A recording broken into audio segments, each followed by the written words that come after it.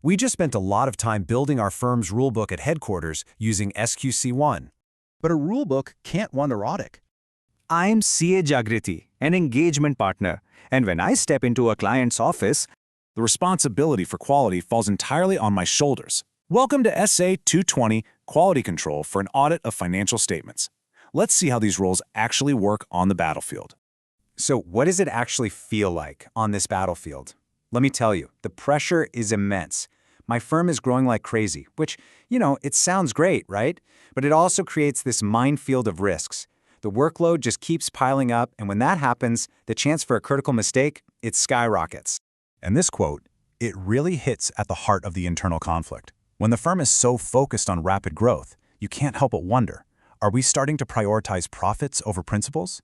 Is the business plan starting to steamroll the fundamental need for quality? That's the dangerous territory where things can go really, really wrong. And believe me, these are not just theoretical what-if scenarios. I've seen these lapses happen in the real world. I was horrified to find an audit report that actually cited a profit when the company's own financials clearly showed a loss. Can you imagine? Or another one that referenced a cash flow statement for a small company that didn't even have one. These things happen when firms get greedy, taking on clients in complex fields where they have zero experience or just failing to hire enough good people to handle the work. These aren't just typos, you guys. They are massive breaches of trust that can completely destroy market confidence. Okay, so how do we even start to fix a problem like that? Well, to get the full picture, we need to zoom out for a second. Let's pull back from my individual audit all the way to headquarters. You see, every firm is required to have a master rulebook. It's called Standard on Quality Control 1, or just SQC1 for short. Think of SQC1 as the firm's constitution. Its whole purpose is to create a massive, firm-wide system that gives us reasonable assurance, that's the official term, that everyone from the top partners to the newest intern is following the rules and that every single report we issue is appropriate for the situation. And this doesn't just apply to audits, it's for all our assurance work, reviews, you name it.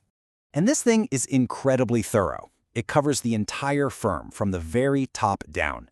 It dictates that leadership has to build a culture of quality. It sets the rules for, well, pretty much everything. Our ethics, who we even decide to take on as a client, how we hire and train people, how we actually do the work, and how we monitor the whole system to make sure it's working. It's the blueprint for quality at the highest possible level. But that's the firm's rulebook. It's the view from 30,000 feet. It's absolutely essential, don't get me wrong, but it doesn't tell me what to do when I'm on site in the trenches with a client. For that, I need my own playbook. And that's where Standard on Auditing 220 comes in. This is my personal field manual. And here's the crucial difference. SA 220 takes all those big, high-level policies from the firm and brings them right down to a single, specific audit.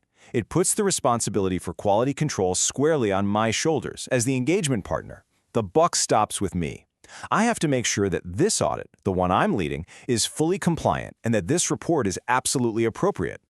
Now, you might be looking at this list and thinking, hey, wait a minute. That looks exactly like the list for SQC1, and you're spot on. It's designed to mirror the firm's rulebook, but the difference is all about focus. This is all at the engagement level. It's about my leadership on my audit, making sure my team is ethical, and monitoring quality throughout this specific job.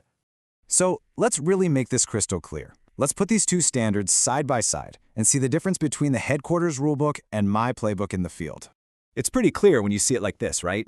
SQC1 is for the entire firm. SA 220 is for just one single audit. Who's responsible? The CEO and managing partners are on the hook for SQC1.